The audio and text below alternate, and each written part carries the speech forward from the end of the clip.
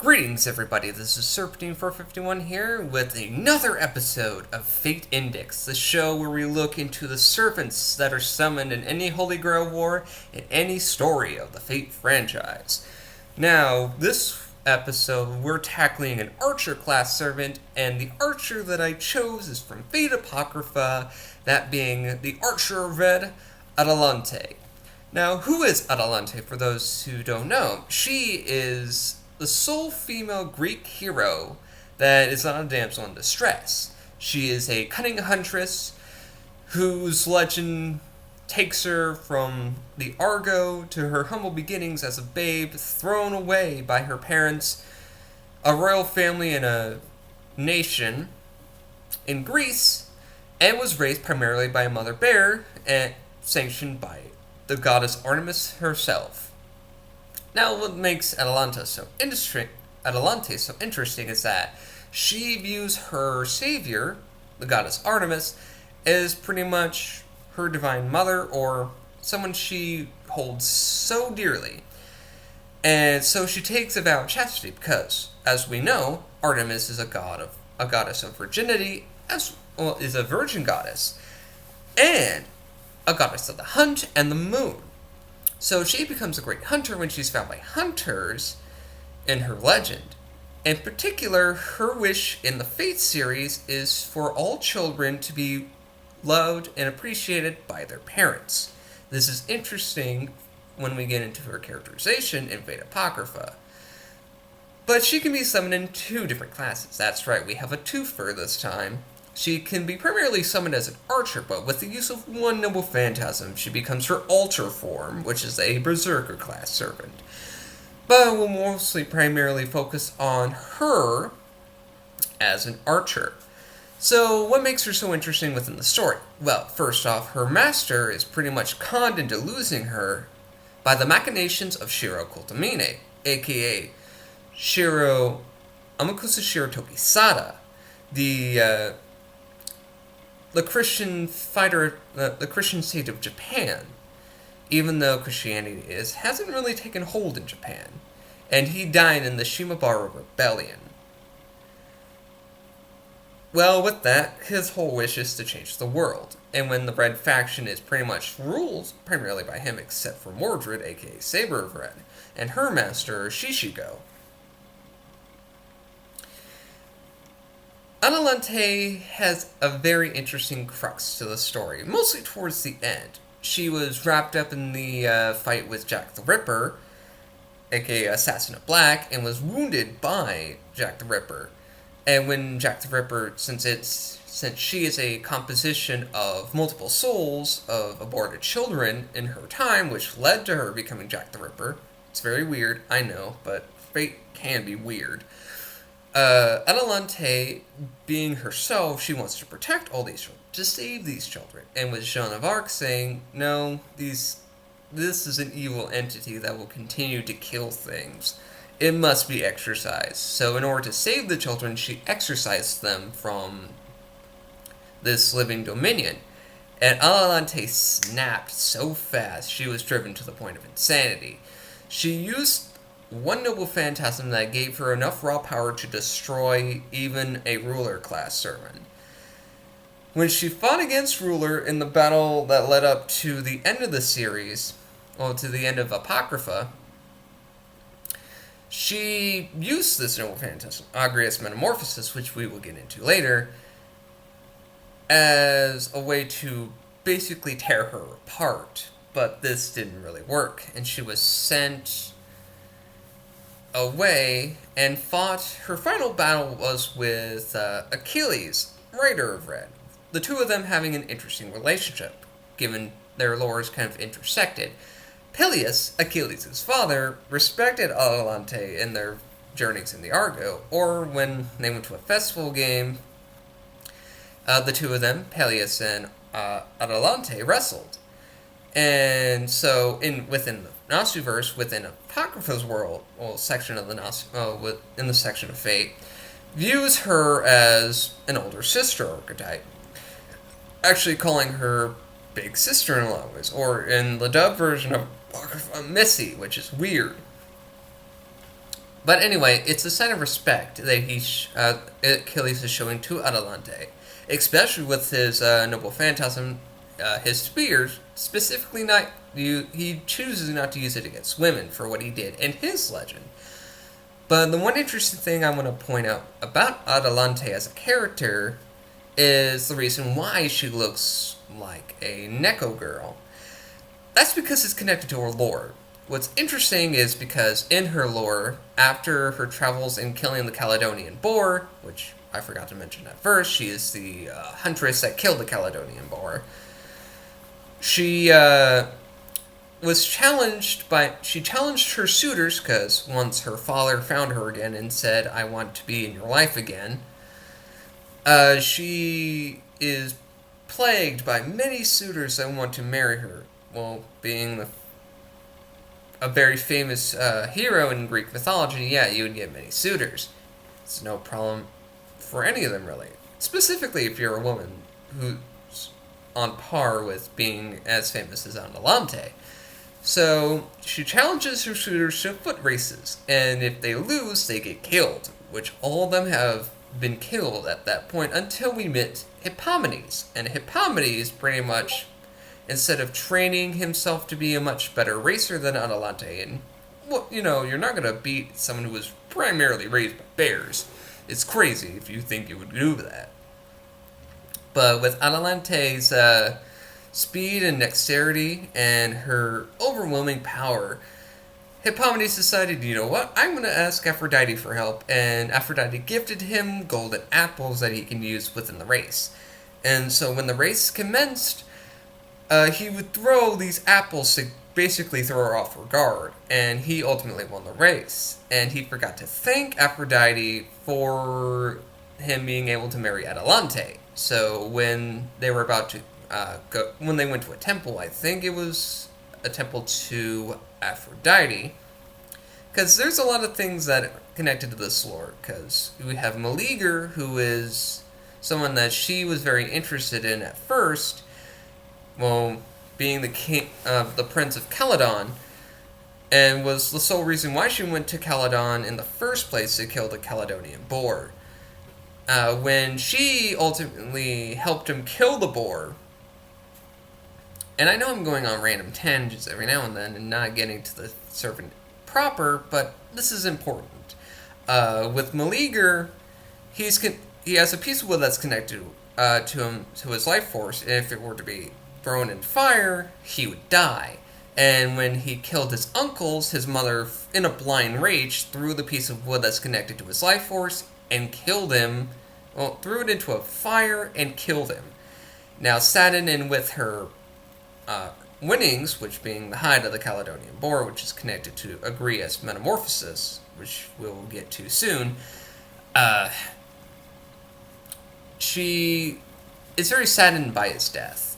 And when Hippomenes basically beat her in the foot race through trickery, might I add, and praying at the temple of Zeus, I think it was the temple of Zeus.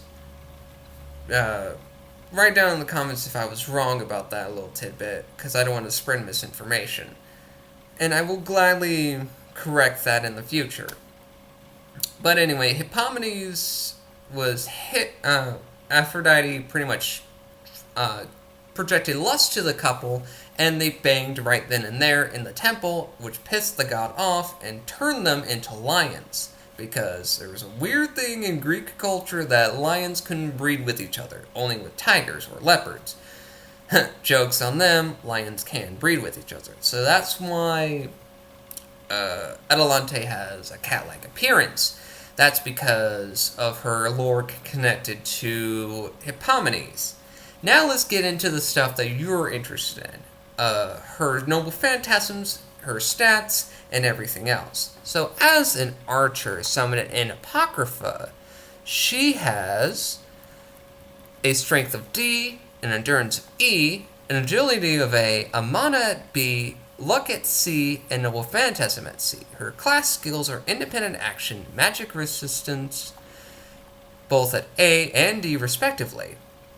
Her personal skills are crossing Arcadia at B, and aesthetics of the last sprout at C. And then we have her two noble phantasms. Phoebos Catastrophe, an anti-army noble phantasm that's at B rank, and then Agrius Metamorphosis, an anti-unit self-noble phantasm at B+. Now, Phoebos Catastrophe is a noble phantasm that's connected to her bow.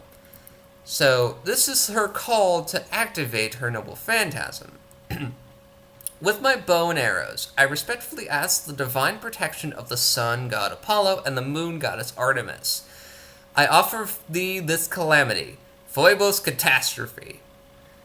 Or Phoebos Catastrophe, compliant message on the arrow. It is a noble phantasm that sends her compliant letter affixed to an arrow to seek the divine protection of the sun god Apollo and the moon goddess Artemis, the goddess of the hunt and the god of the bow and arrow, respectively, which is connected to her her bow, which is Turbulos, the bow of heaven. She received from her guardian deity, Artemis, and this is interesting because it is associated with the myth that Artemis and Apollo shot to death all the children of the fertile woman Niobe after boasting that she was a better mother than Leto, their mother, because Leto had fewer children. So all Atalante has to do is knock two arrows, a compliant to the gods themselves. She aims them at the sky, they begin to shine, and a slew of arrows rain down from the heavens. Now, what's very interesting about this and her second noble phantasm, we have Agrius Metamorphosis, which leads to her berserker form. And Agrius Metamorphosis, boar of divine punishment. It is the pelt of the Caledonian boar, the magical beast of Caledon that was let loose on the earth by Artemis herself when she was basically turned down or snubbed at a festival in Caledon, which was a harvest festival. It was dispatched as divine punishment. It is a cursed noble phantasm where Atalante possesses the power of the Caledonian boar when she wears the pelt. Rather becoming a monstrous beast herself, wearing the pelt causes her to become a monstrous human in exchange for stealing her bow, Torpulos. All of her parameters except for luck rises, and she gets a condition almost equivalent to the Berserker class as a A-rank man enhancement and A-rank transformation skill. And these characteristics are bestowed based on the environment. She shows the ability to transform the pelt into bird wings and fuse it with her bow to shoot arrows weaved with magical energy. The power gained from this is in exchange for her reason, and it is possible to become unstable to discern the identity of her master in certain situations. The said self-destruction of the servant, if used so, it is impossible to utilize it in a regular Holy Grail war. It can be said that Phoebos Catastrophe is her only practical noble phantasm within all the subcategory Holy Grail wars. Its usage by Atalante was never once confirmed.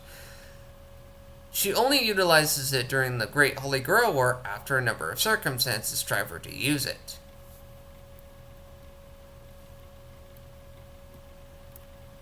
And within the altar form, it is automatically activated. So her stats within this Berserker class is her strength at C++, her endurance at C++, her agility at A+, mana B, luck at E, and noble phantasm at B+. Her class skills include beastly enhancement and then independent action at B and A respectively. And then you have her personal skills, which is self-evolution at EX, crossing Arcadia at A, and then animalistic logic at B. And then we have Torpulos Themistoclista. I'm sorry for butchering the Greek language here. It is a noble phantasm of Atalante altar, which in itself is a very weird altar form in its own right. It is consumed by it consumes the bow of Atalante, and her archer form, all the magical power is poured into a single attack. This, instead of an arrow, is more of a ballistic missile. The devoured enemy is taken into the sticky substances of darkness and is forcibly absorbed. To resist it is an extremely powerful anti-magic skill is necessary. Speaking of which, she would hurl herself at the opponent while wearing the pelt of the Caledonian boar and mercilessly destroys her opponent. And that's the one thing I find very interesting about Atalante as a character in her own way. She, by all rights, is a very interesting character. She is someone driven by ambition, someone who wants to protect children. It's connected to her lore and facing abandonment, and when her fellow Serpent of Red, Semiramis, basically calls her wish foolhardy, it really eats at her too. But all in all, that has been Atalante, Archer of Red, and a little bit of her as an altar, which can be summoned in Fate Grand Order, which is very interesting. During the Cosmos of the Lost Belt, Anastasia Lost Belt. Let me know what servant we want to cover next, and it has to be that of one of the cavalry classes. And I chose the Rider class, because it comes after the 3 knight classes, since we already did a saber, that being Attila the Hun. We did a lancer, which is Vlad Tepes III, and now we did an archer. Now, in the comment section below, pick what writer you want to talk about. Do you want me to talk about my favorite writer in the series, Ramses II, or Fate Extras, Francis Drake? Let me know in the comment section below, and I will see you again. This has been Serpentine51 with another episode of Fate Index. Hope to see you again next time.